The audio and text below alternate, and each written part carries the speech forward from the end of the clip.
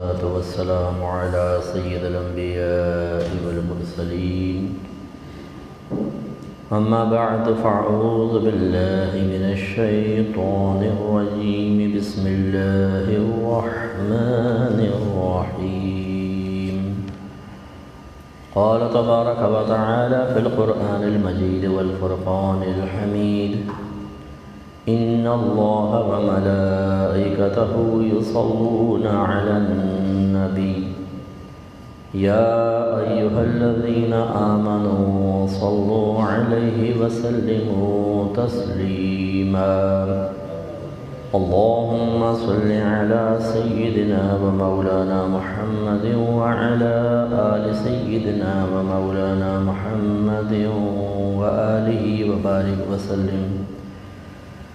سورہ نساء کی آیت نمبر 19 پر کلام چل رہا تھا۔ اللہ تبارک و تعالیٰ نے اپنے حبیب کے ذریعے نکاح کے مشروع ہونے کو ظاہر فرمایا، اس کا تعارف پیش کیا، نکاح کو حلال رکھا، اور اس کے بڑے مقاصد میں سے ایک مقصد یہ بھی ہے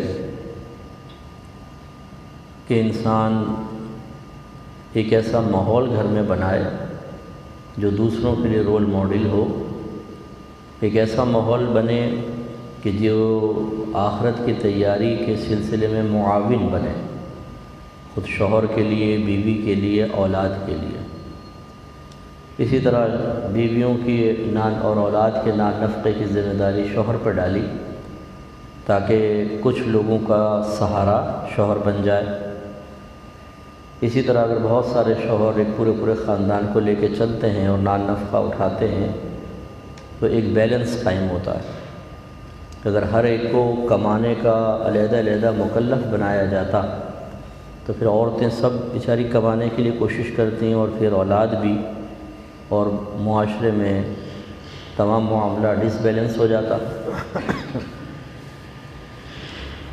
تو اب یہ جو ایک گھر کا نظام ہے کہ جس کو بڑی خوبصورتی سے انسان چلاتا ہے، تبھی گھر میں اچھی فضا بنتی ہے، بچوں کے لیے ایک ایسا ماحول بنتا ہے جس کو وہ آبزرو کر کے، اس کا مشاہدہ کر کے اپنی ازدواجی زندگی کے لیے لائے عمل تیار کرتے ہیں غیر محسوس طریقے سے۔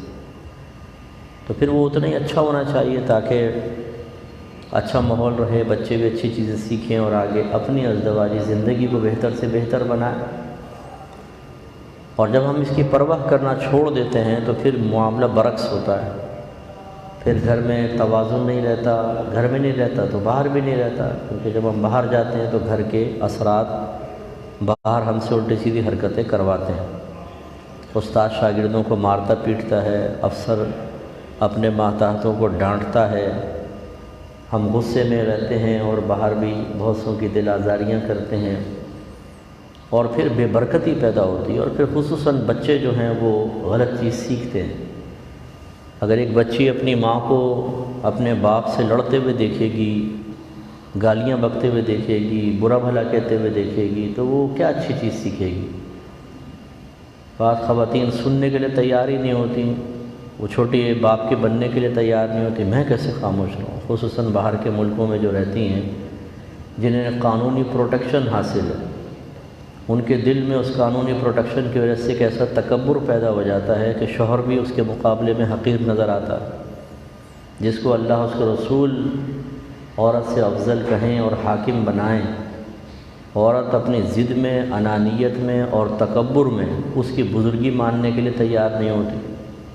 نتیجہ کیا نکلتا ہے کہ وہ بزرگی نہ تسلیم کرنا اصل میں اللہ تعالیٰ اور اس کے حکم کو نہ ماننا ہے، جو اللہ نے مقام اور منصب دیا اس کو تسلیم نہ کرنا۔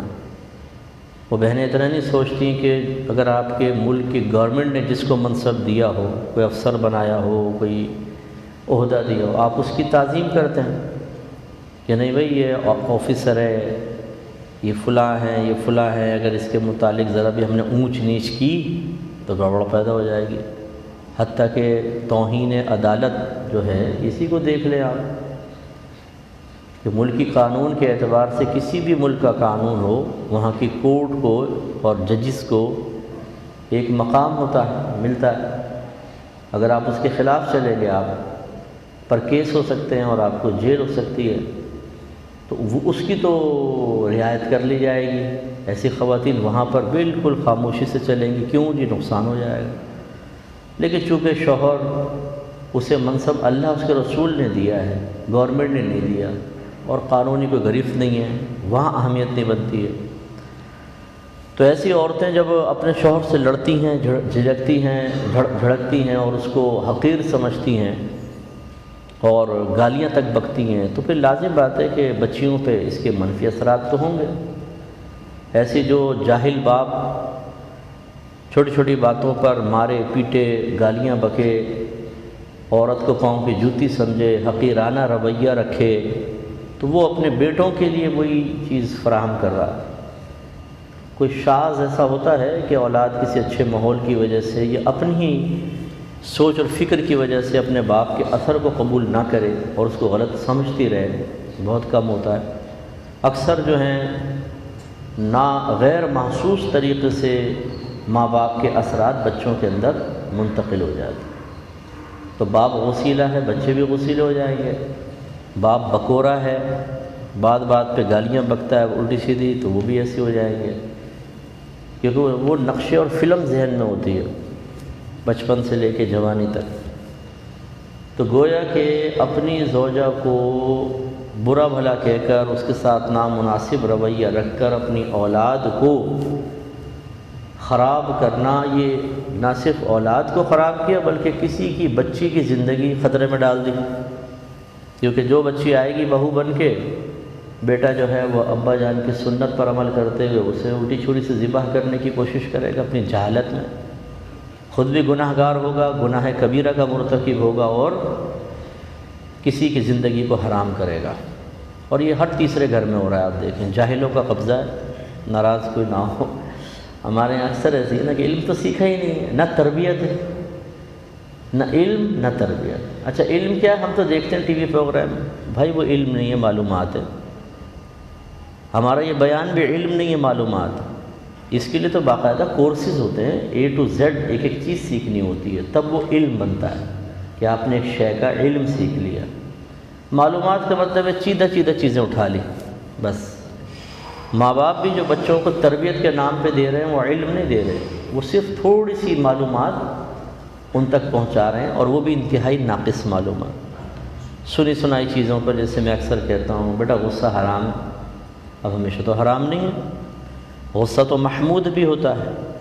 بیوی پڑی سو رہی ہے، نماز نہیں پڑھ رہی، بیٹے نماز نہیں پڑھ رہے، ہمارا گھرتے میں پڑھے ہیں اور باپ کو غصہ نہ آئے، علماء نے فرمایا وہ غیرت سے خالی ہے، اس پہ تو غیرت آنی چاہیے، ناپسندیدگی پیدا ہونی چاہیے۔ کیوں نمازیں قضا ہو رہی ہیں گھر کے اندر، کیوں یہ فحش معاملات ہو رہے ہیں گھر کے اندر؟ تو اگر باپ کو غصہ نہیں آئے گا وہ اب قابل گرفت ہوگا، اور اگر غصہ آیا بھی اور دل تک محدود رکھا تب بھی قابل گرفت ہے، اس کا اظہار یہاں واجب ہے، ظاہر کرو، گرفت کرو، روکو۔ وَأَمُرْ أَهْلَكَ بِالصَّلَاةِ وَاصْطَبِرْ عَلَيْهَا، اپنے گھر والوں کو نماز کا حکم دو اور خود بھی اس پہ ثابت قدم رہو۔ حدیث میں جو ہے بچہ 7 برس کا ہو جائے نماز کا حکم دو، 10 برس کا ہو جائے مار کر نماز پڑھاؤ۔ تو اس لیے جہاں یہ غصہ مطلقاً کہ یہ غصہ حرام ہے، اب یہ ماں باپ جو ہے نا اس طرح کی چیزیں سن کر بچوں کو سکھا رہے ہوتے ہیں۔ بیٹا لالچ بری بلا ہے، لالچ بری بلا ہے، ہم نے وہ سبق پڑھا تھا، سندھی لازم تھی نا ہماری 5ویں کلاس میں، ہم نے پڑھا تھا لالچ بری بلا ہے۔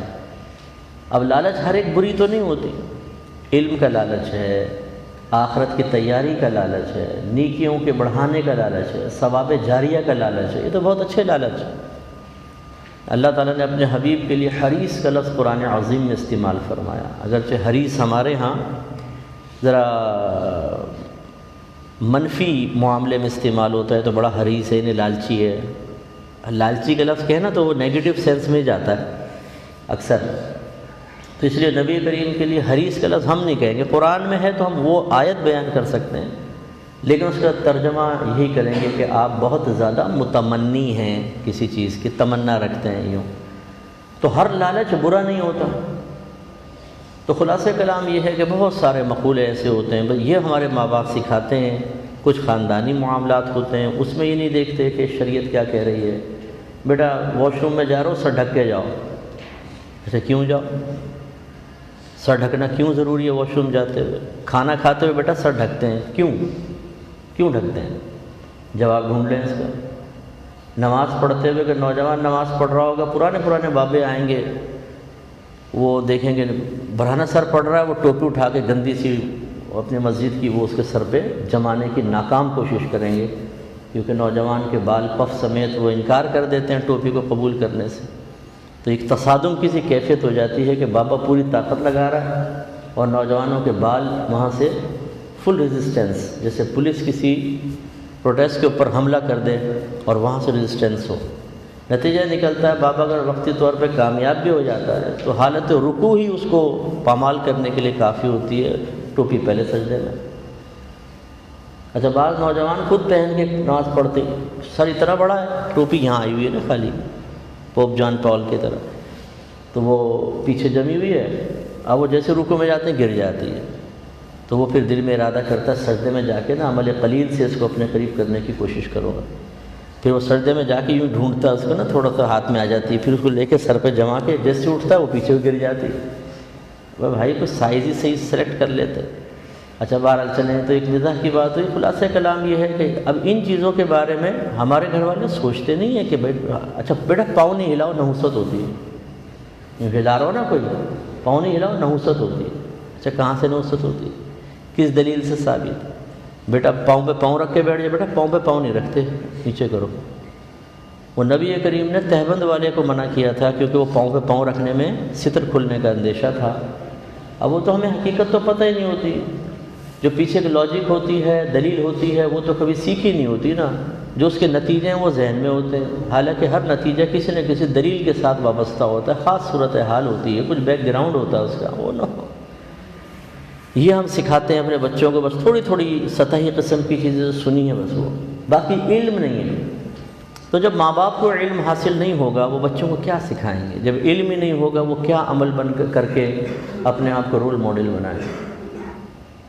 اس لیے بعض اوقات اب دیکھیں گے ایک آدمی 70 سال زندگی گزارے گا اور اولاد اس کی زندگی کا کوئی ایک آدھ وصف ڈھونڈے گی۔ ہمارے ابا جان جو تھے نا صبح بہت جلدی اٹھا کرتے تھے، یہ ماشاءاللہ پوری زندگی میں ایک کام بہت اچھا کیا ابا جان نے، صبح بہت جلدی اٹھا کرتے تھے۔ ہمارے ابا کبھی حرام نہیں کھاتے تھے، اچھی بات ہے، یہ میں تعریف کروں گا، بہت اچھی بات ہے، حرام نہیں کھاتے تھے۔ لیکن آپ کو حرام کی تعریف پتہ ہے؟ جس شخص نے علم دینی نہ سیکھا ہو، تجارت کے معاملات نہیں سیکھے ہوں، نوکری کی اونچ نیچ اس نے شرعی لحاظ سے نہ سیکھی ہو، اور وہ یہ دعویٰ کرے کہ میں حلال کما رہا ہوں، یہ صحیح ہو بھی سکتا ہے کہ اگر ہم انویسٹیگیشن کریں پتہ چلے جی بالکل صحیح کما رہا ہے، ہو سکتا ہے، لیکن جب معلومات جب تک نہ ہوں تو آپ کا دعویٰ کرنا کیسے صحیح ہو سکتا ہے؟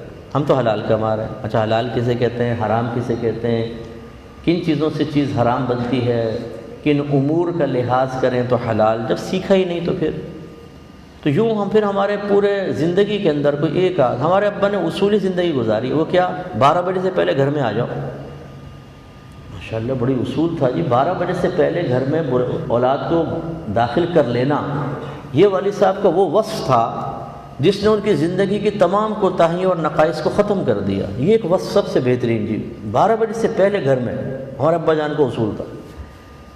اس طرح کہ ہم چند چیزوں سے اپنی زندگی کو نمایاں کرنے کی کوشش کرتے ہیں اور اپنی اولاد کو ثابت کرتے ہیں اپنے باپ کی اس وصف کو۔ تمہارے باپ نے کبھی، تم نے دیکھا ہے میں نے اپنے ماں باپ سے کوئی بدتمیزی کی ہو؟ کبھی بھی نہیں۔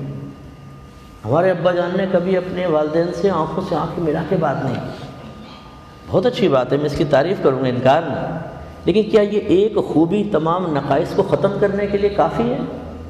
بھئی یہ چیزیں ہوتی ہیں کہ ہمارے بڑے اس طرح اپنے ایک آدھ وصف کو پیش کر کے مرکز محفل بنتے ہیں، اپنے گھر والوں میں ایک جگہ بنانے کی کوشش کرتے ہیں، تو اولاد بھی کہتی ہے پھر ہم بھی کوئی ایک آدھ ایک ڈھونڈ لیتے ہیں۔ میں نے کبھی الٹے ہاتھ سے کنگھا کیا ہے بتاؤ؟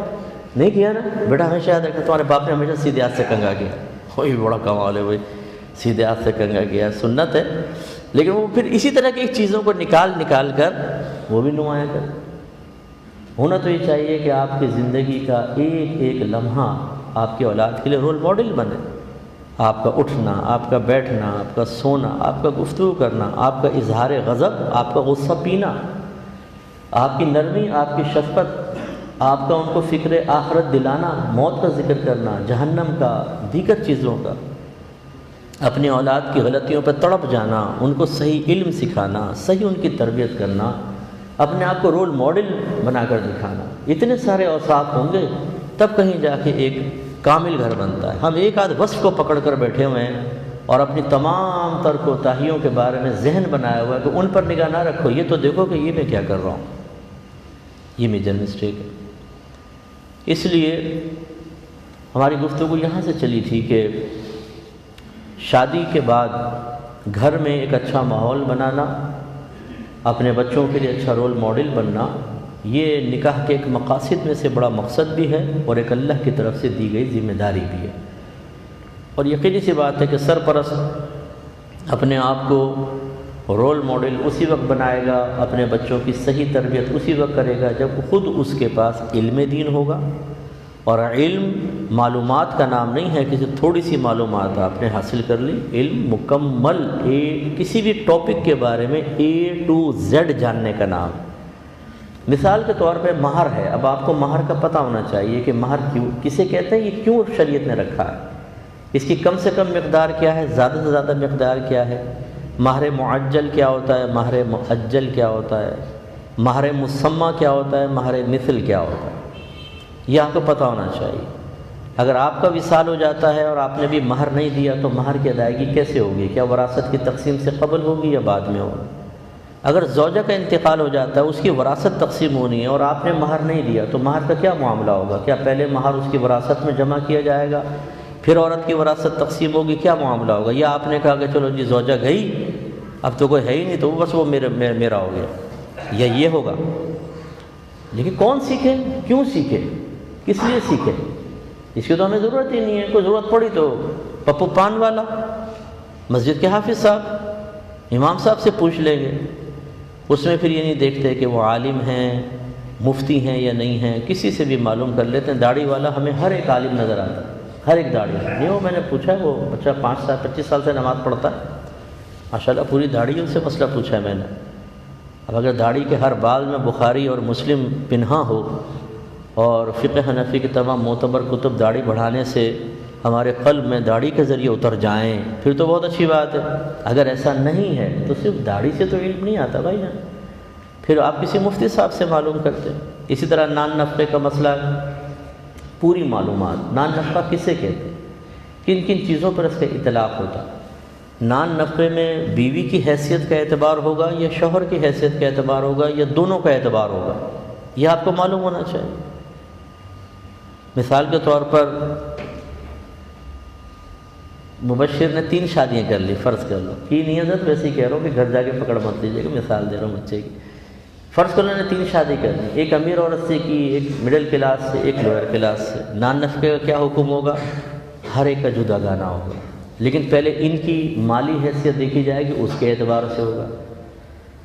اب 2 شادیوں کے شوق ہوتے ہیں اتنے، یعنی جو 2 شادیاں کر کے فتنے پھیلا کے چلے گئے نا دنیا سے، اللہ ان کو جنت الفردوس میں جگہ عطا فرمائے۔ شوق تھا شادی کرنے کا، یہ نہیں سوچا ایک بیوی کو علم سکھایا نہیں، 2 کو کیسے سکھاؤ گے؟ ایک بیوی سے پیدا شدہ اولاد کی تربیت کر نہیں پا رہے، شوق میں دوسری بھی اولاد پیدا کر لی۔ اس کے بعد نہ یہ پتہ ہے، تمیز ہے کہ وراثت کے مسئلے کیا ہوں گے، کس طریقے سے میرے بعد میں جھگڑے ہوں گے، فتنہ۔ ابا جان نے اپنی ذمہ داریاں پوری کیں، آبادی میں اضافہ کیا، اور اس کے بعد انا للہ و انا الیہ راجعون، حضرت تشریف لے گئے۔ لڑتے رہو پیچھے، سوکنے لڑ رہی ہیں آپس میں، سدھیلے بھائی بہن لڑ رہے ہیں، فتنے کھڑے ہوئے، مسائل۔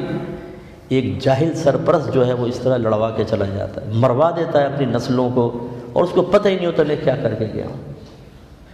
ابھی مجھے ایک کویسچن آیا، خاتون نے کہا، کسی نے بتایا کہ جی ایک شخص نے 2 شادی کی، دوسری شادی کی، زوجہ نے کہا کہ طلاق دو دوسری والی، اتنا زج کیا حتیٰ کہ طلاق دی۔ اچھا، اس سے بچے بھی ہو گئے دوسری والی سے، اب پتہ نہیں وہ طلاق کے بعد ہوئے پہلے ہوئے، واللہ اعلم، اس کی وضاحت نہیں تھی طلاق۔ اس کے بعد جو مکان تھا وہ مکان اپنے کہا مجھے دو، میرے نام کرو، نام کروا لیا، اور یہ کہہ دیا بعد میں تمہاری دوسری بیوی بچوں کو بھی کریں گے، کر لیا۔ اس کے بعد شوہر کا وصال ہوا، مکان پہ قابض، پھر اپنے نام بچوں نے اپنے نام کر دیے، ان کی والدہ نے، اور ان کو دینے کے لیے تیار نہیں۔ اب اس میں کتنے گناہ ہوئے آپ یہ دیکھیے کہ اگر ایک شوہر دوسری شادی کرتا ہے، یہ اس کا قانونی اور شرعی حق ہے، اور شرعی لحاظ سے اس کو پہلی زوجہ سے اجازت کی بھی حاجت نہیں ہے، اگرچہ میں اس کا شدید مخالف ہوں۔ اللہ تعالیٰ نے واضح فرمایا فَإِنْ خِفْتُمْ أَلَّا تَعْدِلُوا فَوَاحِدَةً، پھر اگر تم یہ خوف رکھتے ہو کہ دو بیویوں میں عدل و انصاف نہیں کر سکو گے تو ایک سے نکاح کرو، یعنی عدل و انصاف نہ کرنے کا اگر خوف ہو تو فرض ہے کہ ایک بیوی سے ہی نکاح ہوگا، اب دوسرا نکاح کرنا گناہ ہے، لیکن وہ کون جانے، علم تو ہے ہی نہیں، کر لیا جی۔ اب صورتحال کیا ہوتی ہے کہ ہوئی اگر شوہر نے کر بھی لیا ہے تو اس کو طلاق دلوانا یہ حرام اور گناہ کبیرہ، یاد رکھیں، حرام اور گناہ کبیرہ۔ یا اس بیس پر عورت کا مطالبہ طلاق کرنا کہ تم اس کو طلاق دو یا مجھے دے دو بس۔ نبی کریم نے فرمایا کہ جو عورت بغیر کسی عذر کے شوہر سے مطالبہ طلاق کرے وہ بروز قیامت جنت کی خوشبو بھی نہیں پا سکتے، یعنی یہ مطالبہ طلاق بلا شرعی عذر یہ بھی حرام اور گناہ کبیرہ۔ جب اپنے لیے گناہ کبیرہ آپ اندازہ کریں، دوسری عورت کی گھر تباہ کرنا، سرکار نے فرمایا جو دو میاں بیوی میں جدائی کروائے وہ ہم میں سے نہیں ہے۔ یہ اگر مجھے بہنیں سن رہی ہیں تو ذرا توجہ رکھیں، دوسروں کو لڑوا کے گھر خراب کرنا، کبھی بھائی بھابھی کو لڑوا رہے ہیں، کبھی چچا تایا کو پھوپھیوں کو لڑوا رہے ہیں، اور یہ کر رہے ہیں اور وہ کہ ہمارے گھروں میں بہت زیادہ، حتیٰ کہ مائیں بیٹے اور بہو میں جھگڑا کروا رہی ہیں، آپ اندازہ کریں اس سے زیادہ ذہنی پستی کا عالم کیا ہوگا۔ ہم جو آپ کو بات کہہ رہے ہیں نا بڑی معقول بات کہتے ہیں، بچوں کی تربیت نہیں کریں گے وہی بیٹی کل ساز بنے گی اور اپنے ہی بیٹے کے گھر پر بات کر رہی ہوگی، لڑوا رہی ہوگی، بیٹے کا ذہن بنا رہی ہوگی، تیری بیوی نے ایسا کیا، مار اس کو، پیٹ، اور نہیں کرے گا تو دوپٹہ منہ پہ رکھ کے رونا شروع، تجھے دودھ نہیں بخشوں گی، لگتا تو میری اولاد ہی نہیں ہے، جا تو میری اولاد ہی نہیں ہے۔ یعنی اولاد اس وقت بنے گی جب جا کے بیوی کے منہ پر ڈھوسا ایک مار کر اس کی ناک کی ہڈی توڑے، WWE کے ریسلر بن جائے، یہ UFC کا فائٹر بنے، تو پھر یہ کہ اولاد کا حق ادا ہوا ہے۔ اب ہے یہ اولاد، واقعی یہ ہے فائٹر اولاد، شاباش میرے بیٹے شاباش، ایسی گھر تباہ کر۔ پھر جب بیٹا غصے میں طلاق دے دیتا ہے، بڑی معصوم، میں نے کب کہا تھا طلاق دے دو، اس حد تک تو بڑھنے کے لیے نہیں کہا تھا میں نے، یعنی لمیٹیشن آپ نے قائم کی تھی، پہلے نقشہ بنا لیتی نا کہ دیکھو بیٹا یہاں تک، ناک توڑنی ہے، آنکھ توڑنی ہے، کان توڑنا ہے، دانت توڑنے ہیں، ذلیل کرنا ہے، بے عزت کرنا ہے، میکے چھوڑ کر آنا ہے، ٹارچر کرنا ہے، ذہنی ٹینشن دینی ہے، اس کو بالکل ہلا کر رکھ دینا ہے۔ لیکن بیٹا بس یہ لائن ہے، اس کے آگے ہے طلاق اور خلا، یہ نہیں کرنا۔ اس سے پہلے معصومانہ اقدامات کرتے رہو، یہ بڑا ظالمانہ قدم ہے بیٹا، یہ نہیں کرنا۔ بھئی لائن کھینچ دیتی ہیں آپ نے، لائن ہی نہیں کھینچی، وہ بیٹا کراس کر گیا، علاقہ ممنوعہ میں، بھارت کے علاقے میں چلا گیا، اس کو مقید کر دیا، پکڑ لیا فوجیوں نے۔ تو یہ صورتحال ہے، مائیں گھر تباہ کرتی ہیں، بعض اوقات سگی بہنیں گھر تباہ کرتی ہیں۔ سگی بہنیں کیوں کر رہی ہیں؟ ابا اماں نے تربیت کی ہوتی تو پھر نہ کرتی نا۔ اور ایسی جو بہویں آتی ہیں وہ بھی کم نہیں ہیں، وہ شوہر کو ماں کے خلاف بھڑکا کے قطع رحمی کروا دیتی، اتنا انہیں فیڈ اپ کر دیتی ہیں کہ وہ بیٹا جس نے کبھی ماں کے سامنے ایک جملہ نہیں کہا ہوتا وہ سینہ تان کے کھڑا ہو جاتا اور ماں کو کمزوریوں کا احساس دلاتا۔ یہ کون کر رہی ہے جی؟ بہو کر رہی ہے۔ بہو کون ہے؟ کسی کی بیٹی ہے۔ اس کا مطلب اس کے ماں باپ نے بھی اس کی تربیت نہیں کی ہوتی نا تو یہ حالت نہ ہوتی۔ اس لیے اچھی طرح یاد رکھیں، میں آپ کو بارہا سمجھاتا ہوں کہ اپنے گھر کو شریعت کے لیے کھول دیں، اپنے گھر کے دروازے دین اسلام کے لیے کھولیں، آنے دیں اسلام، اس سے آپ کو کوئی نقصان نہیں ہوگا۔ اس سے نقصان ہوتا تو اللہ تعالیٰ اس کے لیے کم و بیش 1,24,000 انبیاء علیہ السلام نہ بھیجتا۔ عقلاً بھی آپ دیکھ لیں کہ کوئی یہ کہے دین نقصان پہنچاتا ہے تو معاذ اللہ ثم معاذ اللہ، ایک عام آدمی بھی کہے گا تو بیمار ہے ذہنی لحاظ سے، سکھ ہے، پاگل ہوگا۔ دین تو محبت عام کرتا ہے، دین تو ملاتا ہے، دین قرینہ سکھاتا ہے، دین دنیا میں آمد کے مقصد کو بتاتا ہے کہ تمہارا آمد کا مقصد کھانا پینا ٹھوسنا بچے پیدا کرنا اور پھر مر جانا نہیں ہے، تو جانور بھی کر رہا ہے، روڈ کے جانور، کتوں کو دیکھیں، بلیوں کو دیکھیں، گائے بھینسوں کو دیکھیں، یہی مقصد ہے حیات۔ پیدا ہوتے ہیں، کھاتے ہیں، پیتے ہیں، توالد و تناسل ہوتا ہے، مر جاتے ہیں، یا ہمارے پیٹوں میں چلے جاتے ہیں، ذبح ہو جاتے ہیں۔ یہ مقصد ہے ہمارا اشرف المخلوقات ہونے کے باوجود؟ دین بتائے گا آپ کو کیا مقصد۔ اور دین آ کر سب کی ذہنی تربیت کرتا ہے۔ دین غلطی جب انسان کرتا ہے تو دین یہ کہتا ہے سرنڈر کر دو، مان لو اپنی غلطی، ہاتھ جوڑ لو، پاؤں پکڑ لو۔ اور جب انسان یہ کر لیتا ہے جھگڑا ختم ہو جاتا ہے۔ لیکن جب آپ دین کو ہٹا دیتے ہیں، اور آپ سب سے بڑے ذہین ہیں، اللہ تعالیٰ اس کے رسول کی حکمتوں سے زیادہ ہماری حکمتیں ہیں، اللہ اس کے رسول ہمیں کیا بتائیں گے؟ ہم ہیں سمجھدار آدمی، 3 منزل مکان ایسے تو نہیں بنا لیے میں نے، یہ تمہارے ابا کی ذہانت ہے، تبھی دیکھو یہ کتنے 3 مالے بنائے، 2 کروڑ کا مکان ایسے تو نہیں بن گیا، تمہارے ابا کا ذہن ہے۔ ارے بھائی 3 مالے بنا لیے آپ نے، اللہ تعالیٰ چاہتا آپ چلتے چلتے گرتے، پاؤں کی ہڈی کھڑک ہو جاتی ہے، ہاں ہو مچی ہوتی، پڑے ہوتے بستر پہ، روڈ کراس کر رہے ہوتے، ایک ٹرک آ کے آپ کو کچل کے چلا جاتا، 2 منٹ میں اللہ چاہے تو کچھ بھی کر لو۔ بھائی یہ موبائل بند کر لو، کس کا ہے؟ اور اسی طریقے سے یہ ابھی دیکھیں جو حسینی بھائی کا انتقال ہوا، ہمارے نعت خان جو تھے، ایک وائرس سے ہی فوت ہوا نا۔ اللہ تعالیٰ چاہے بڑے آرام سے کسی کو ایک معمولی سے کیڑے سے بھی موت کے دروازے تک پہنچا سکتا۔ تو یہ مطلب یہ کہ ہم دین کے معاملے میں جب اپنے آپ کو عقل مند اور سمجھدار سمجھنا شروع کر دیتے ہیں، ہماری پالیسی زیادہ پرفیکٹ ہے، دین کی حکمت، دین کی جو بیان کردہ باتیں ہیں وہ نقائص کے ساتھ ہیں۔ پھر یہ دعویٰ، ارے بھائی زمانہ بدل گیا ہے، آئیے ڈیبیٹ کرتے ہیں بیٹھ کے، آپ ثابت کریں کہ زمانہ بدل گیا ہے تو دین اب بالکل ناقص اور بیکار ہو گیا ہے، اب اس کی جگہ دوسری چیز آئے گی۔ اور ہم ثابت کرتے ہیں کہ نہیں، دین قیامت تک کے لیے ہے، اللہ نے ہی مخلوق کو پیدا کیا، اللہ ہی ہر چیز کا خالق ہے۔ یہ جدی اللہ کا علم وسیع ہے، اللہ جانتا تھا کون کس زمانے میں پیدا ہوگا، ماحول کیا ہوگا، دین پہ چلنا آسان ہوگا یا مشکل ہوگا، کتنے دین کے مخالف ہوں گے، کتنی نئی رکاوٹیں پیدا ہوں گی۔ اس کے باوجود قیامت تک کے لیے قرآن کو نازل کیا اور اعلان فرمایا، وَمَا آتَاكُمُ الرَّسُولُ فَخُذُوهُ وَمَا نَهَاكُمْ عَنْهُ فَانْتَهُوا۔ یہ رسول جو کچھ تمہیں حکم دے اس کو اختیار کرو، جس سے منع کریں اس سے باز آؤ۔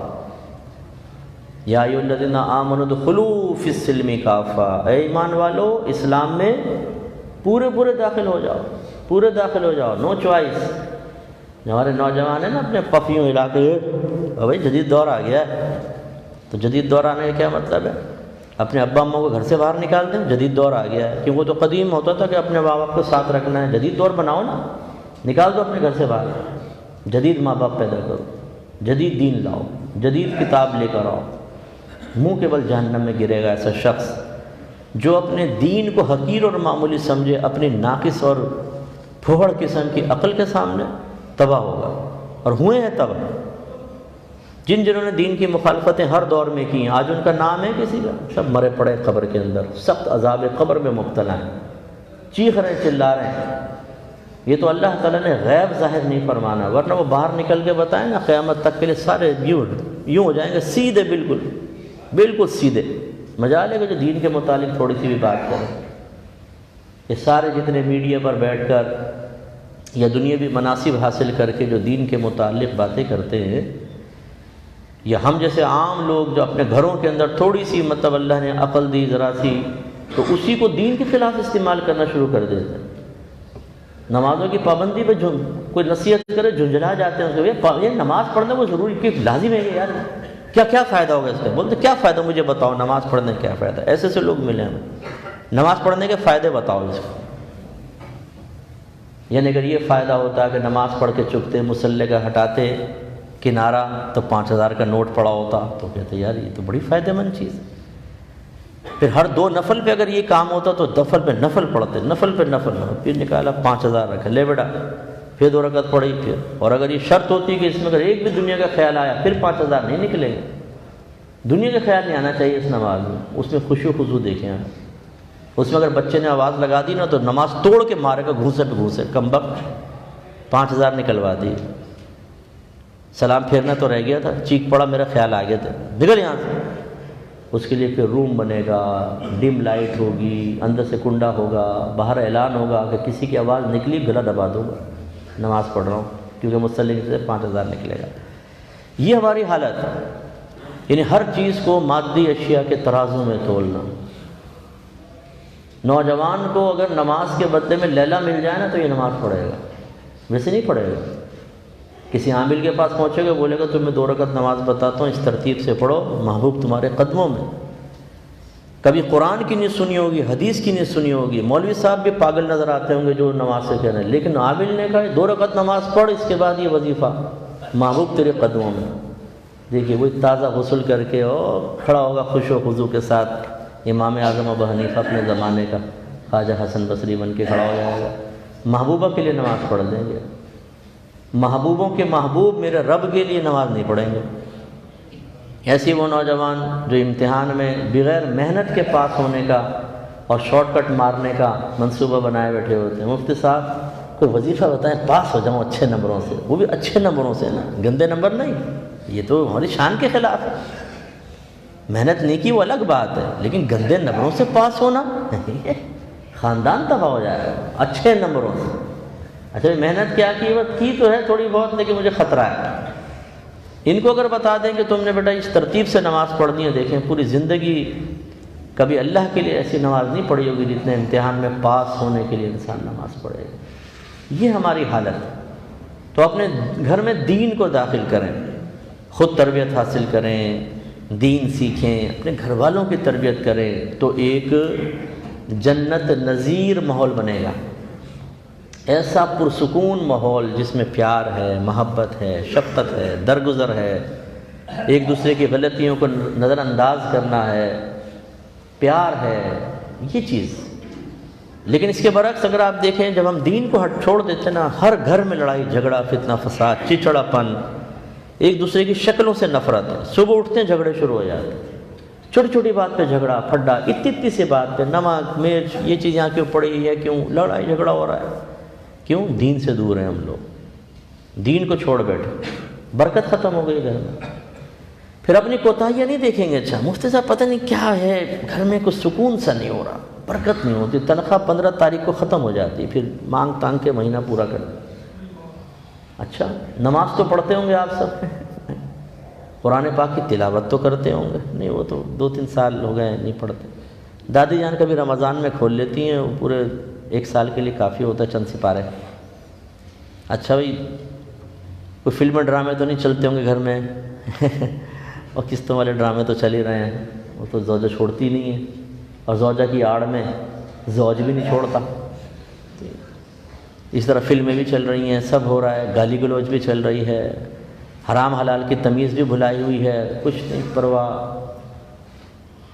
نہ بڑوں کی تمیز ہے، بچے بدتمیزیاں کر رہے ہیں، نہ چھوٹوں کے اوپر شفقت ہے، ہر بے برکتی والا کام کر کے پتہ نہیں کیوں گھر میں برکت نہیں ہو رہی صاحب۔ پھر وہ کسی عامل کے پاس پہنچتے ہیں، وہ ان کی دکھتی رگ پہ ہاتھ رکھتا ہے، جادو ٹونا نظر بد، دیکھا نا، یہ ہے اصل مسئلہ جو مفتی صاحب کو بھی سمجھ میں نہیں آیا۔ نمازوں کی باتیں، روزوں کی باتیں، قرآن کی باتیں، ان سے کوئی بے برکتی ہے، اصل تو جادو سے ہوتی ہے۔ وہ اب اس کو پیسے دے رہے ہیں، بیٹا کوئی ایسا وظیفہ دے دو۔ ہماری تمام ترین کوتاہیوں، اللہ کی نافرمانیوں، اس کا رزق کھانے کے باوجود، اس کے دشمن شیطان کی اطاعت کرنے کے باوجود گھر میں برکت نظر آئے۔ اب اگر کچھ نظر بھی آئے گا وہ رحمانی تو نہیں ہو سکتا، وہ شیطانی ہو سکتا ہے۔ شیطان ہمیں اللہ سے دور کرنے کے لیے بعض اوقات بعض چیزوں میں اور معاون بن جاتا ہے، تاکہ ہم اللہ سے دور ہو جائیں۔ کیونکہ جب نافرمانی کے باوجود کچھ مل رہا ہو، بہت ہی مشکل ہے کوئی فرما برداری کی طرف آئے۔ ہم آتے ہیں ٹھوکر کھا کر، جب بیمار پڑتے ہیں خدا یاد آتا ہے، نوکری چھننے لگتی ہے خدا یاد آتا ہے، ایکسیڈنٹ ہوتا ہے اللہ یاد آتا ہے، جب رشتہ ٹوٹ رہا ہوتا ہے کوئی پھر ہمیں خدا یاد آتا ہے، امتحان میں پاس ہونا ہوتا ہے تو خدا یاد آتا ہے۔ ورنہ تو اگر نعمتیں ہیں، اولاد ہمارا کہنا مان رہی، اللہ کا مانے نہ مانے، گھر میں پیسوں کے ریل پہ پھر خدا یاد نہیں آتا، بولتے ہیں بس صحیح ہے سب چلتا ہے۔ یہ غلط رویے ہیں، ان سے بچنا چاہیے۔ تو اللہ تعالیٰ نے وعاشرہن بالمعروف عورتوں کے بارے میں فرمایا، مردوں سے خطاب ہے کہ ان عورتوں کے ساتھ بھلائی کے معاملات کرو، معاشرت اچھے انداز سے کرو، اور یہ معاشرت کا اچھا ہونا یہی میری پوری اسپیچ کا حاصل ہے کہ علم کے بغیر نہیں ہو سکتا۔ ہم بعض اوقات ایک اچھا کر رہے ہوتے ہیں لیکن شریعت کہہ رہی ہوتی ہے کہ آپ اچھا نہیں کر رہے ہیں۔ مثال کے طور پہ ایک شوہر حرام لا کر اپنے گھر میں خرچے میں وسعت دیتا، لیکن کیا یہ اچھا ہے؟ لازم بات ہے کہ اچھا نہیں، یہ غلط ہے۔ حالانکہ بیوی بھی خوش ہو رہی ہے، بچے خوش ہو رہے ہیں، یہ صحیح نہیں ہوگا۔ اسی طریقے سے ہم بعض اوقات گھر والوں پر دینی معاملات میں سختی نہ کر کے ان کے ساتھ اچھا رویہ اختیار کر رہے ہوتے ہیں بظاہر، یعنی ہم بیوی کہتی میرے شوہر مجھے بالکل نہیں روکتے کبھی کچھ نہیں کہا، تبھی تو اچھا لگ رہا ہے۔ اگر کچھ کہتا ہے کہ تم پردہ کرو، قذف سے نہ ملو، تم نماز پڑھو، تم جھوٹ نہ بولو، تم غیبت نہ کرو، تم یہ لیگ پولنگ نہ کرو، پورے خاندان میں تم نے فتنہ پھیلایا ہوا ہے، فتنہ نہ پھیلاؤ، اگر وہ کہتا تو شوہر اچھا کوئی لگتا؟ پھر تو بہت برا لگتا۔ شوہر بہت اچھا ہے، بچے بھی کہتے ہیں ابو بہت اچھے ہیں، اس لیے کہ ابو نماز کا نہیں کہتے، ابو علم دین سیکھنے کا نہیں کہتے، ابو یہ نہیں کہتے کہ بیٹا یہ حرام کام چھوڑ دو، ابو یہ نہیں کہتے کہ بیٹا نوارہ گرد، بے نمازی، چرسی موالی لڑکیوں کے پیچھے لگنے والے دوستوں کی دوستی چھوڑ دو، ابو یہ نہیں کہتے، اس لیے ابو بہت اچھے ہیں۔ اچھا، اور ابو کا اچھا وصف کیا ہے؟ ان اوصاف حمیدہ کے علاوہ پاکٹ منی اچھی دیتے ہیں، میں نے اسکوٹر کا نام لیا، ابو نے اگلے دن اسکوٹر دلوا دیا۔ میں کہتا ہوں دوستوں کے ساتھ مجھے جانا ہے باہر پکنک منانے کے لیے، ابو مجھے فوراً 10,000 روپے ہاتھ میں پکڑا دیے، حالانکہ ابو کو پتہ ہے وہاں جا کے کیا کیا کرے گا یہ آوارہ گرد لڑکے، جا کر کیا کریں گے وہاں پہ؟ جا کے نمازیں پڑھیں گے، قرآن پاک کی تلاوت کریں گے، کوئی تبلیغ دین کے لیے گئے ہیں وہ نہیں، وہ ابو اچھا لگے۔ تو یہ عاشرہن بالمعروف کا مطلب یہ نہیں ہے کہ اپنے بیوی بچوں کی مرضی کے مطابق ڈھل جاؤ حرام میں، ناجائز میں، نو۔ عاشرہن بالمعروف کا مطلب ہے دو چیزوں، نمبر ایک جو مطالبہ شرع ہے وہ پورا کرو، پھر دوسری چیز ہوتی ہے کہ مطالبہ شرع نہیں ہوتا لیکن معاشرے میں اس کو اچھا سمجھا جاتا ہے، اس چیز کو اسے بھی اختیار کر لو۔ شریعت اور معاشرے میں جو چیز اچھی سمجھی جاتی ہے لیکن وہ ایسی اچھی سمجھی جائے کہ شریعت کے مخالف بھی نہ ہو، یوں، یہ دو چیز۔ تیسری چیز نہیں کہ نافرمانی میں، اب جیسے روحانی تربیت کا مسئلہ ہے، ہم میں سے بہت سارے سرپرست بیٹھے ہیں یہاں پر، یعنی شوہر حضرات، اور مجھے انٹرنیٹ پہ سن بھی رہے ہیں، ہم میں سے کتنے ایسے ہیں جس نے بیوی کو تکبر کے بارے میں سمجھایا ہو کہ تکبر کی تعریف یہ ہوتی ہے، اس کی علامات یہ ہیں، قرآن و حدیث میں اس کی مذمت یہ ہے اور اس کا علاج یہ ہے۔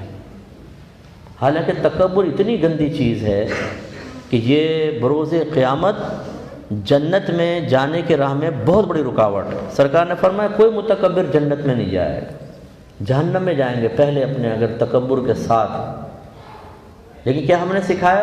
اسی لیے ہمارے بچے تکبر میں جمے ہوئے ہوتے ہیں۔ اسکوٹر کسی کے پاس ہے، کار ہے، وہ دوسرے کو حقیر سمجھ رہا ہوتا ہے، بیوی کے پاس زیور زیادہ ہے، آپ نے بنگلہ، پورے خاندان میں متکبرہ بن جاتی ہے، غریبوں سے رابطے ترک کر دیتی ہے، ہاتھ ملانا پسند نہیں کرتی ہے، کسی کا ٹیلی فون اٹینڈ نہیں کرتی ہے غریب آدمی کا آ جائے تو۔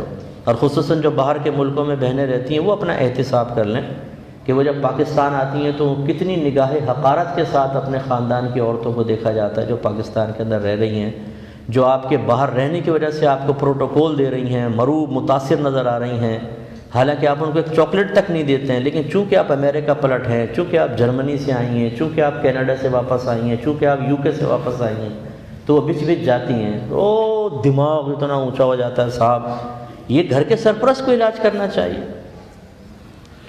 کتنے ہم میں سے ایسے جنہوں نے حسد کے بارے میں بتایا کہ حسد یہ ہوتا، جیلسی اس کو کہتے ہیں، اس کی مذمت یہ ہے، علامات یہ ہے اور علاج یہ ہے، نو۔ حالانکہ حدیث میں ہے کہ حسد نیکیوں کو اس طرح کھا جاتا ہے جیسے آگ لکڑی کو کھا جاتی ہے، ختم نیکیاں تباہ ہو جاتی ہیں۔ حاسد اصل میں جب آپ کسی اللہ کی نعمت کسی کے پاس دیکھ کر جلتے ہیں، کڑتے ہیں کہ یہ نعمت اس سے چھین کے مجھے ملے، یہ حسد ہے۔ تو حاسد گویا کہ اللہ کی تقسیم پر اعتراض کر رہا ہوتا، وہ اللہ کی تقسیم پہ ناراض ہوتا ہے، اس کو کیوں دیا مجھے کیوں نہیں دیا، اور یہ حرام اور گناہ ہے، کبیرہ ہے۔ اللہ کی تقسیم پہ ہم کون ہوتے ہیں اعتراض کرنے والے؟ جس کو رنگت دے، جس کو قد کاٹ دے، جس کو منصب دے، جس کو علم عطا فرمائے، جس کو زبان کی فصاحت و بلاغت دے، جس کو اعلیٰ خاندان میں پیدا کرے اس کی مرضی ہے نا، وہ ہماری مرضی کے تابع تو نہیں ہے کہ جو ہم مانگے وہ دے۔ لیکن کتنے ایسے ہیں جو اپنے ازواج کو یہ تربیت دیتے ہوں؟ نہیں۔ اس طرح بدگمانی، اسی طرح بخل۔ کتنے ہم میں سے ایسے بیٹھے ہوں گے جن کی بیوی نے آج تک اپنے زیور سے خود زکوٰۃ نہیں نکالی، ہم خراب کرتے ہیں عورتوں، میں دے دوں گا نا، سیٹ نہیں خراب ہونا چاہیے، لفظ خراب استعمال کرتے ہیں، سیٹ خراب نہ کرو میں دوں۔ اللہ کی راہ میں دینے سے اگر سیٹ خراب ہوتے ہیں تو اپنے ذہن کا علاج کریں۔ اللہ کی راہ میں دینے سے تو سیٹ، سونے کے سیٹ اچھے بنیں گے، وہ طیب ہوں گے، طاہر ہوں گے، آپ کی زوجہ کے دل سے مال کی محبت نکلے گی، اس کے دل سے بخل دور ہوگا۔ اسے کہیں اس دفعہ زکوٰۃ نکالنی ہے، اپنی اس جو سیٹ ہے نا اس کی دونوں بالیاں تم اللہ کی راہ میں دو، اور وہ بالیوں کی شکل میں ہی دے، اور اس کے دل میں ملال نہیں آنا چاہیے، تو ہے وہ پھر اللہ کی مومنہ بندی، جس کے دل میں اللہ کی محبت زیادہ ہے، مال کی نہیں ہے، جو بخل کی لعنت سے بچی ہوئی ہے۔ لیکن ہم ان کو اور لالچی بناتے ہیں۔ سینے سے لگا کر رکھو سونے کو، سانسیں آئیں گی بیچ میں، ادھر لاؤ سونا، انہیں خطرہ ہوتا ہے میکے میں کسی کو نہ دے، ادھر لاؤ، ہمارے پاس رہتا ہے خاندان میں سونا۔ کیوں رہتا ہے بھئی آپ کے پاس؟ بچی کا سونا ہے، آپ نے کیوں سینے سے لگا کے رکھ لیا؟ اپنا بھی لگا کے رکھا ہوا، دوسرے کا بھی رکھ لیا۔ اب اگر لڑکی کہتی ہے، اب ایک بچی نے مجھے ایک دفعہ درود شریف پڑھی، ذرا پھر بتاتا ہوں۔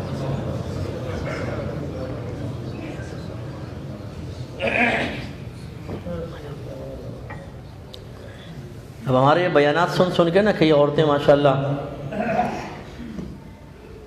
چاہتی ہیں کہ چلو ہم بھئی پریکٹیکل کریں۔ ایک بچی کہتی ہے جی وہ میرے ساس نے سارا زیور لے کر رکھا ہوا، تو میں نے ریکویسٹ کی کہ مجھے دے تاکہ میں زکوٰۃ نکالوں۔ کہا کہ خبردار، خاموش ہو کے بیٹھو۔ شوہر سے ریکویسٹ کی تو اس نے کہا بس تم کہہ دیے نا امی نے، خاموش ہو گئے، چلیں۔ یعنی خود بخیلہ بنانا، اتنی دنیا کی محبت ہمارے دل کے اندر بھس گئی ہے، یہ نہیں سوچتے کہ تمہیں پہلے سونا دیا کس نے دیا ہے؟ یہ تمہیں اللہ نے دیا۔ صحت کس نے دی ہے؟ آنکھیں کس نے دی ہیں؟ تمہیں ذہن کس نے دیا ہے؟ جب آپ کام کرتے ہیں اس میں آسانیاں کس نے دی ہیں آپ کو؟ اللہ نے دی ہیں۔ اسی اللہ کے راہ میں دیتے ہوئے اتنے اتنے سے دل ہو جاتے ہیں، چھوٹے چھوٹے دل، شرم آنی چاہیے۔ جو اکثر میں سمجھاتا ہوں کہ کوئی آپ کو 1 کروڑ روپے دے اور پھر کہے اس میں سے 10 لاکھ مجھے دو تو میں 1 کروڑ اور دوں گا، اور آپ کے 10 لاکھ بیٹا مجھے ہسپتال لے کے چلو، اللہ اکبر 10 لاکھ نا بالکل نہیں دوں گا، تو آپ کیا کہیں گے؟ یار اس سے بڑا بے وقوف اور غبی کون ہوگا؟ بھائی 1 کروڑ بھی اسی نے دیا، اسی میں سے 10 لاکھ مانگ رہا ہے، پھر وعدہ ہے 1 کروڑ دوں گا، لیکن دل پکڑ کے بیٹھ گیا۔ یہ ہماری حالت ہے۔ اللہ کا وعدہ ہے کہ تم میری راہ میں خرچ کرو، 1 کے 70 عطا فرماؤں، اور یہ کم سے کم 700 گنا تک کا بھی حکم ہے، اور اس سے جتنا اخلاص ہے اسی نے دیا، اسی میں سے اس کی راہ میں دو۔ اچھا وہ بھی اللہ کو نہیں دے رہے، آپ اللہ کو نہیں دے رہے، غریبوں کو دے رہے، بس حکم پورا کر رہے ہیں، وہ اس سے کہیں زیادہ آپ کو عطا فرمائے گا۔ لیکن وعدہ خدا بندی پر اعتماد ہی نہیں۔ ایک کرسچن دوست وعدہ کر لے نا کسی چیز کا، اس پہ اعتماد ہو سکتا ہے، اللہ کے وعدوں پر اعتماد نہیں ہے۔ اور پھر ہمیں TTS ٹنڈن سنی۔ بھائی سنی خالی انگوٹھے چومنے والا نہیں ہوتا، سنی خالی صلاۃ و سلام پڑھنے والا نہیں ہوتا، سنی وہ ہوتا ہے جو اللہ سے محبت کرتا ہے۔ سنی تو ہے ہی اہل سنت سے ہے نا، اور اہل سنت و جماعہ، اہل سنت کون ہے؟ جو نبی کے طریقے پہ چلے، اور اہل جماعت کون ہے؟ جو صحابہ کے طریقے پہ چلے، وہ جماعت تھی۔ اس کو ملا کے پھر ہم کہتے ہیں اہل سنت و جماعت۔ اس سے سنی بنایا۔ آپ نے کیا سمجھا کہ یہ 11ویں کر کے سنی بنے ہم لوگ؟ اس سے تو نہیں سنی بنے، تو اہل سنت سے سنی نکلا۔ تو اہل سنت سنی تو پکا ٹناٹن وہ ہوتا ہے جب اللہ مانگے تو صدیق اکبر کی طرح، دیکھیں نا صدیق اکبر نے اپنا گھر لٹا دیا، عمر فاروق نے آدھا گھر، جس کی استطاعت تھی اس نے فوراً دیا۔ حتیٰ کہ اس زمانے میں خواتین کو جب سرکار نے ایک دفعہ عید کے بعد لیکچر دیا، اسپیچ فرمائی، ان کو سمجھایا کہ اپنی آخرت کے لیے کرو، تو بخاری کی روایت، عورتوں نے اپنی بالیاں، اپنے ہار، اپنے کڑے اتار کے فوراً ڈال دی۔ یا رسول اللہ، یہ کیا حقیر چیز ہے، یہ تو بالکل حقیر ہے، اس کے بدلے میں دائمی جنت۔ اب آپ یوں سمجھیے ایک پیاز کا ڈھیر لگا دوں میں چھت تک، وہ اونچا ڈھیر، اور یہاں 2 کلو سونا اتنا سا پڑا ہو اور آپ سے کہوں جو اٹھا لو، اور آپ کہیں یار پیاز لے چلتے ہیں 6 مہینے تک تو کھانا آرام سے بن جائے گا، اور کہاں دیکھ چھت تک پیاز یہ اتنا سا، اور آپ پیاز لے جائیں، بتائیے آپ سمجھدار ہیں بے وقوف؟ زور سے بولیں۔ اب میں نے نہیں آپ نے خود بولا، آپ ایسے نہیں، میں تو ویسے ایک مثال دے رہا ہوں۔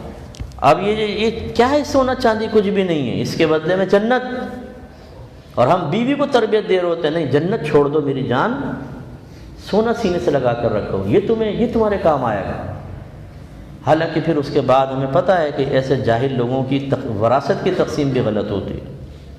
یہ بھی میں آپ کو بارہا مسئلہ بتا چکا ہوں کہ اپنی زندگی میں باپ اپنی اولاد کو جو دے گا اس میں عدل و انصاف واجب ہے۔ وراثت تو ایسی ہوتی ہے، لڑکے کے 2 حصے، لڑکی کا 1، لیکن وراثت بنتی ہے باپ کے انتقال کے بعد۔ زندگی میں باپ جو کچھ دے گا وہ وراثت نہیں ہے، وہ گفٹ ہے، تحفہ ہے، ہبہ ہے، اور اس میں لڑکا لڑکی برابر ہوتے ہیں۔ مفتہ بھی قول یہی ہے، افضل قول یہی ہے۔ سرکار نے فرمایا اپنے اولاد میں عدل و انصاف سے کام لو، حتیٰ کہ بوسہ دینے میں، ایک بچے کو 2 دفعہ چوما ہے تو دوسرے کو 2 دفعہ چومو، اگر اسے 1 دفعہ چومو گے ناانصاف ہیں آپ۔ تو اب ہمارے ہاں غیر منصفانہ تقسیم آپ یہ دیکھ لیجئے، یہی چلتی ہے۔ اب جیسے اب یہ زیور کے لے لیں، امی جان فوت ہونے لگیں گے نا، یہ سیٹ میرے اس بیٹے کو دے دینا جس کی شادی نہیں ہوئی، یہ فلاں بہو کو دے دینا۔ یہ باقی 2 بچوں سے تھوڑی بہت ناراضگی تھی، ان کی بہو نے صحیح خدمت نہیں کی تھی، وقت پہ چائے لا کر نہیں دی، دودھ پتی نہیں پلائی تھی، اور انہوں نے پاؤں نہیں دبائے تھے، انہیں محروم۔ زندگی میں وصیت کر گئیں، یہ دے گئیں اس طرح، وصیت تو ورثہ کے لیے ہے ہی نہیں، اگر تقسیم کر گئیں فرض کر لیں گناہ گاروں، بچوں کو کیسے محروم کر سکتے ہیں آپ؟ ایک اولاد کو بہت کچھ دے دینا، دوسرے کو بالکل نہ دینا۔ حضرت نعمان بن بشیر کہتے ہیں میرے والد صاحب مجھے سرکار کی بارگاہ میں لائے اور عرض کیا رسول اللہ میں اپنے اس بیٹے کو ایک غلام دینا چاہتا ہوں۔ سرکار نے ارشاد فرمایا کہ تمام بچوں کو ایسے دیں گے؟ کہا کہ نہیں۔ فرمایا پھر ظلم پر مجھے گواہ نہ بناؤ، یعنی ظلم ہے، ناانصافی ہے۔ تو جو پھر یہ کہ اللہ کی راہ میں زندگی میں نہیں دے رہی، وہ پھر انصاف والے فیصلے کر کے چلے جائیں، یہ بھی بہت مشکل ہے۔ یہ بھی نہیں پتہ ہوتا کہ آپ اپنے مال میں وصیت نہیں کر سکتے ہیں، بھائی وارثوں کے لیے وصیت ہوتی نہیں ہے۔ یہ میرے بیٹے کو دے دینا، یہ بیٹی کو دے دینا، یہ فلاں کو دے دینا، آپ کی نہیں چلے گی، اللہ تبارک و تعالیٰ کا قانون چلے گا، اور وہ بھی غیر منصفانہ طریقے سے تقسیم ہے۔ خلاصہ کلام یہ ہے کہ ہمارے ہاں اب یہ جو عاشرہن بالمعروف ہے کہ ان کے ساتھ اچھا معاملہ کرو، اس میں ایک یہ چیز بھی ہے کہ اچھی تربیت کرو نا، ان کے دل سے بخل دور کرو۔ تو میں یہ آپ کو عرض کر رہا ہوں کہ باطنی گناہوں کے معاملے میں کون شوہر ہے جو اپنی بیوی کی اچھی تربیت کرتا ہے؟ اور وجہ کیا ہے؟ شوہر کو خود نہیں پتہ۔ شوہر سے پوچھ لیں بٹھا کے، تکبر کی تعریف پوچھیں، اس کی اقسام پوچھیں، اس کی علامات پوچھیں، شاید ہی پتہ ہو۔ یہ ہماری کتاب خرید لیں، باطنی گناہ اور ان کا علاج۔ اگر آپ یہ ان سے جنید ہمارے مکتبہ چلاتے ہیں، ان کا نمبر لے لیجئے گا، آپ ڈائریکٹ کانٹیکٹ کر کے بھی لے سکتے ہیں، اور میرا ریفرنس دے دیجیے گا، مفتی صاحب کے جمعے کی نماز میں پڑھتا ہوں، آپ کو کنسیشن کے ساتھ دے دے گا وہ۔ تو ہم اس میں پروفٹ کے لیے ہم نے یہ چیزیں نہیں رکھیں، دین عام کرنے کے لیے۔ وہ کتاب ضرور پڑھیں، اپنے گھر کی بچیوں کو ضرور دیجیے باطنی گناہ ان کا علاج، اپنی زوجہ کو دیجیے، خود بھی اس کا مطالعہ کریں، اور اس میں آپ کو سوچنا نہیں ہے کہ میں کیسے احتساب کروں۔ اس میں لکھی میں نے ایسی کتاب ہے کہ کوئی بچ کے نکل ہی نہیں سکتا، میں بھی نہیں بچ کے نکل سکتا۔ مطلب اس میں پہلے ہم نے تعریف لکھی ہے، اقسام، مذمت، پھر اس کی علامات، اور پھر احتساب۔ اور احتساب میں کویسچنز کیے ہیں، ذرا بتائیں آپ ایسا کرتے ہیں، ایسا کرتے ہیں، ایسا کرتے ہیں۔ آپ وہ کویسچن پڑھ کر کسی بھی ٹاپک کے متعلق پھر اپنے آپ سے جب جواب تلاش کرنے کی کوشش کریں گے، پتہ چل جائے گا مجھ میں وہ مرض ہے یا نہیں، پھر اس کا علاج۔ تو ایک بیسٹ بک ہے، اس کو آپ پڑھیں، بہت اچھی چیز ہے، ہمارے اکابرین کا ہی فیض ہے سب، لیکن وہ پھیلی ہوئی چیزیں ہوتی ہیں، اس میں ذرا موجودہ دور کے تقاضے کے اعتبار سے ترتیب کے ساتھ لکھ دیا ہے۔ تو سمجھانے مقصود ہے کہ عاشرہن بالمعروف جو اللہ فرما رہا ہے کہ اپنے گھر والوں کے ساتھ، اپنی بیویوں کے ساتھ اچھا معاملہ کرو، تو اچھے معاملے میں ناجائز و حرام میں تعاون نہیں ہے، یہ شامل نہیں ہے۔ اچھے معاملے کے اندر شرعی تقاضے کے مطابق عمل کریں، جو آپ کے خاندان میں، آپ کے معاشرے میں ایسی اچھی چیزیں ہیں جو اگرچہ شریعت سے ثابت نہ ہوں لیکن شریعت کے مخالف بھی نہ ہوں، وہ بھی آپ کر سکتے ہیں، ٹھیک ہے۔ جدید دور کی ٹیکنالوجی لا کر دے دینا، مشینیں لا کر دے دینا، شریعت نے تو نہیں کہا مشینیں لا کر دے، یہ نان نفقے میں شامل ہی نہیں ہے، لیکن آپ آسانی پیدا کر دیتے ہیں اپنے ازواج کے لیے، اچھی بات ہے، چلے ٹھیک ہے، حلال سے لا رہے ہیں آپ، کوئی مسئلہ نہیں ہے۔ تو یہ، اور اسی طریقے سے تربیت، ان کو علم سکھانا، یہ عاشرہن بالمعروف میں آتا۔ اور پھر اللہ نے فرمایا فَإِن كَرِهْتُمُوهُنَّ، پھر اگر تم ان کو ناپسند کرو، فَعَسَىٰ أَن تَكْرَهُوا شَيْئًا، تو قریب ہے کہ تم ناپسند کرو کسی چیز کو، وَيَجْعَلَ اللَّهُ فِيهِ خَيْرًا كَثِيرًا، اور اللہ تعالیٰ اس میں بہت خیر رکھ دے، خیر کثیر رکھ دے۔ تو اس لیے جتنے شادی شدہ حضرات یہاں بیٹھے ہیں، کیونکہ مرد ہی بیٹھے ہیں، عورتیں تو ہیں نہیں، ہاں یہ انٹرنیٹ پہ سن رہی ہوں گی بات بہنیں بھی، تو چلیں ان کو بھی کر لیں گے بعد میں۔ تو ضروری نہیں کہ زوجہ 100% آپ کی مرضی کے موافق آپ کو ملے۔ جب لو میرج کرتے ہیں نا تو پھر تو نہیں بولتے نوجوان، کیونکہ بولے گا تو امی کہیں گی اور لا اور کر شادی، تو وہ تو پھر برداشت کرتا رہتا ہے۔ بیوی اگر 2:30 بجے بھی کہے گی کہ جی پیزا منگاؤ، پیزا لے کر آؤ، تو وہ لانا پڑے گا۔ اگر وہ کہے گی کہ اٹھ کے ناشتہ بناؤ، یہ ضروری نہیں ہے کہ میں ہی بناؤں، تم بھی بناؤ، تو وہ بھی کرے گا۔ پیمپر بھی بدلے گا بچوں کے، بیوی کہے گی جیسا میرا حق ہے اولاد پر یا اولاد کا مجھ پہ، تم پہ نہیں، تمہاری اولاد نہیں ہے، چلو زیب پھر بدلو پیمپر، زیب صاحب پیمپر بدل رہے بیچارے۔ تو لو میرج میں تو یہی ہوتا ہے کہ پھر وہ قابو میں کہاں آتی ہے شہزادی، اس کو بڑے وعدے کر کے لائے ہوتے ہیں نا، تجھے تو پھول کی طرح رکھوں گا، تجھے کانٹا بھی نہیں چبھے گا، گرم ہوا بھی آئے گی تو میں آگے ایئر کنڈیشن لگا دوں گا، ٹھنڈا ہو کے پہنچے گا تیرے پاس، او بڑے بڑے وعدے بھگتو۔ پھر اصل مسئلہ پیدا ہوتا ہے ارینج میرج کے اندر، کیونکہ وہ اماں پہ بباڑ ڈال دیتے، تو اماں تم نے میری زندگی خراب کی۔ ارے بھائی خدا کا خوف کرو، اللہ تعالیٰ فرما رہا ہے کہ ہو سکتا ہے آپ کو زوجہ کی کوئی چیز پسند نہ آئے، اس کی رنگت، اس کا قد، اس کی خوبصورتی یا قبول صورت ہونا، دیگر مسائل، لیکن ہو سکتا ہے اس میں بہت سی بہتری بھی ہو، اللہ نے اس میں بہت سی اچھی چیزیں رکھی ہوں۔ تو یہ ایک اشارہ ہے اس طرف، یہ ہم نے پہلے بھی آپ کو عرض کیا تھا کہ ہر شوہر کو چاہیے کہ وہ تنہائی میں بیٹھے اور بیوی کے اچھے اوصاف لکھے، اس میں کیا کیا اچھی چیزیں، بالکل دیانتداری، اجنبی بن جائے ایک لمحے کے لیے، پھر سوچے کیا کیا اچھی چیزیں وہ لکھے، کیونکہ شوہر ہی رہیں گے نا پھر نظر نہیں آئیں گے، کیا ہے اس میں، کیا میری بیوی میں کیا اچھی چیز ہے، اجنبی بن کے دیکھیں۔ کیونکہ اکثر جو شوہر حضرات ہوتے ہیں ان کو دوسروں کی بیویوں کے سارے اوصاف اچھے نظر آتے ہیں نا، اس کی بیوی کو دیکھ لو، اس کی بیوی کو دیکھ لو، یہی عورتوں کو ہوتا ہے، اس کے شوہر کو دیکھو کیسا ہے، اس کے شوہر، عورت کو شوہر میں سارے عیب نظر آئیں گے، وہ کیوں، وہ بیوی کے حیثیت سے دیکھ رہی ہے، وہ شوہر کی اجنبی، اس لیے میں نے کہا اجنبی بن کر دیکھیں، بہت سارے اوصاف نظر آئیں گے، اس کو لکھیں۔ پھر جو برائی آپ کو نظر آتی ہے برائیاں بھی لکھیں۔ مجھے اللہ کی رحمت سے امید ہے اوصاف اچھے ہوتے ہیں، برائیاں کم ہوتی ہیں، اکثر ایسے ہوتا ہے ایسے شوہر کے اندر۔ اچھا فرض کر لیں کہ آپ نے اوصاف لکھے 2 نکلے اور جو خرابیاں لکھی تو 100 نکل آئیں، پھر بھی اللہ تعالیٰ فرما رہا ہے ہو سکتا ہے کہ بہت سی اچھی چیزیں ہوں۔ یہ ہمارا زاویہ نظر ہوتا ہے اصل میں، کہ ہم جس جہت سے دیکھ رہے ہوں، ہر ایک کے کچھ، کسی کی علمیت ہوتی ہے، کسی کی، اب جیسے میں ایک عالم دین ہوں، میں اگر دیکھوں گا تو میں اور جہت سے دیکھوں گا، میں شرعی لحاظ سے بھی دیکھوں گا کہ کون سی چیز قابل گرفت ہے، کون سی نہیں ہے۔ مثال کے طور پر ایک مثال دیتا ہوں، اس پہ بیان ختم کرتے ہیں۔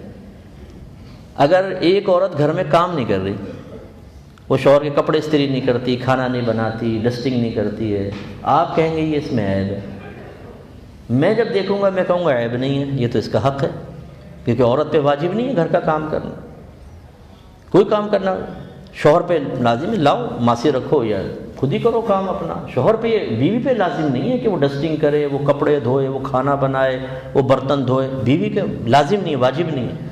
ہاں دیانتاً کرے بہت اچھی بات ہے، ترغیب بھی دیتے ہیں، یہ نہیں کہ بیویوں کو مطلب کہ سرکش بنانا مقصود ہے۔ بی بی فاطمہ رضی اللہ تعالیٰ عنہ خود کام کرتی، لیکن آپ نے دیکھا کہ بی بی فاطمہ رضی اللہ تعالیٰ عنہ خادم بھی لینے گئی تھی، وہ تو سرکار نے منع فرمایا، سرکار کے پاس بے شمار خادم تھے، کثیر خدام تھے جو کام کرتے تھے، حالانکہ سرکار خود خادم۔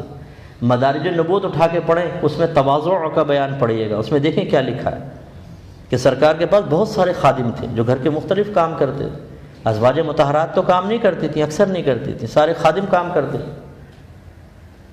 تو یہ مطلب عورت پہ واجب نہیں رکھا شریعت نے، کہیں ایسا قرآن حدیث میں نظر آئے گا کہ عورت کھانا بناؤ، یہ سرکار نے فرمایا، نو کرے، اچھی بات ہے، بہت اچھی بات ہے۔ یہ میں آپ کو صرف بات سمجھا رہا ہوں کہ بعض اوقات ہم اپنے زاویہ نظر سے ایک چیز کو دیکھ رہے ہوتے ہیں، معاشرے کی تعلیم، خاندان کی تعلیم، اور پھر ہم عیب نکالتے ہیں، اس میں یہ عیب ہے، یہ عیب ہے، یہ عیب ہے۔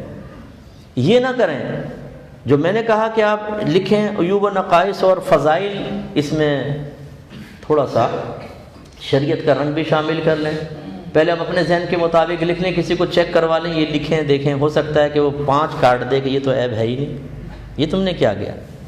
مثلا صبح اٹھ کے مجھے ناشتہ نہیں دیتی ہے، یہ تو عیب نہیں ہے بھائی جان، خود بنا لو ناشتہ۔ اب آپ کہیں گے صاحب کیا کر رہے ہیں، یہ تو نئی نئی باتیں سننے کو مل رہی ہیں۔ نہیں، یہ شریعت ہے، اور اسی سے ظاہر ہوا کہ ہم نے کبھی گھر میں شریعت کو داخل نہیں ہونے دیا نا، اس لیے چیزیں اجنبی محسوس ہوتی ہیں۔ یہ کوئی میں نئی بات تو نہیں کر رہا ہوں، اٹھا کے پڑھیں، فقہ کی کتاب ہے جو 600 700 1000 سال پہلے لکھی ہیں، سب میں یہ باتیں لکھی ہوئی ہیں، ہمیں کسی نے بیان کی نا، یہ ہم نے خود پڑھنے کی زحمت ہی گوارا نہیں۔ اسی سے تو پھر گھر میں بیلنس آؤٹ ہوتا ہے۔ میری زوجہ بھی عالمہ ہے نا، اس نے تو سارے مسئلے پڑھے ہوئے ہیں، اس کے باوجود سارے گھر کا کام کرتے ہیں۔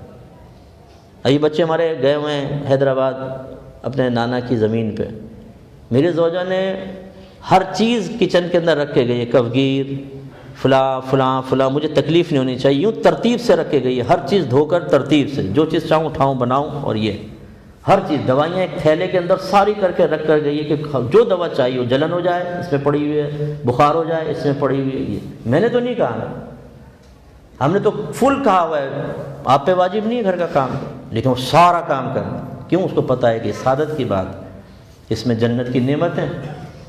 یہ ہمیں ماحول اپنے گھر میں بنانا چاہیے نا۔ ہم جب نہیں بناتے، ہم ٹھونستے ہیں دین کو، تو پھر زوجہ بھی ٹھونسنے کا حق رکھتی ہے، یعنی دین کو تو کیا غیر دین کو کہنا چاہیے کہ ہم اس کو ٹھونستے ہیں زبردستی، تمہیں یہ کرنا ہے، یہ میرا حق ہے۔ وہ کہتی ہے ٹھیک ہے، پھر میں بھی اپنے کچھ حقوق بناتی ہوں، اس سے خرابیاں پیدا ہوتی ہیں۔ تو اس لیے زوجہ کے عیوب و نقائص جو آپ سمجھتے ہیں کہ میرے زوجہ میں عیب ہے، ایک دفعہ خدا را کسی اچھے مفتی صاحب سے رجوع کر کے معلوم کر لیں کیا یہ واقعی عیب ہے۔ ہو سکتا ہے آپ نے ایک عیب لکھا ہو، میری ماں کو شام کو چائے بنا کے نہیں دیتی، تو اب آپ اتنا تو سمجھ گئے ہوں گے کہ جب شوہر کی خدمت واجب نہیں ہے، ساس کی کہاں سے واجب ہو جائے گی؟ لیکن بچی اگر بنائے گی تو اس کی سعادت کی بات ہے، ان کو ماں سمجھے، اپنے سسر کو اپنا باپ والد کی طرح سمجھے، ساس کو اپنی ماں کی طرح سمجھے، خدمت کرے، جنت ملے گی انشاءاللہ۔ لیکن اب اگر شوہر اس بیس پر کہ میری ماں کو چائے بنا کر نہیں دیتی، روڈلی رویہ رکھتا ہے، لہجہ کرخت ہو جاتا ہے، جو انعامات دے رہا تھا ان کو روک لیے، جو عنایات دے رہا تھا ان کو روک لی، میکے نہیں چھوڑ کر آتا، سیر سپاٹے پہ لے کے نہیں جاتا، یہ آپ زیادتی کر رہے ہیں نا۔ اب عیب اس میں تو نہیں، اب عیب کس میں؟ آپ کی ذات میں۔ بس یہ ہم سمجھانا چاہتے ہیں۔ اللہ تعالیٰ عمل کی توفیق عطا فرمائے۔ وآخر دعوانا الحمدللہ۔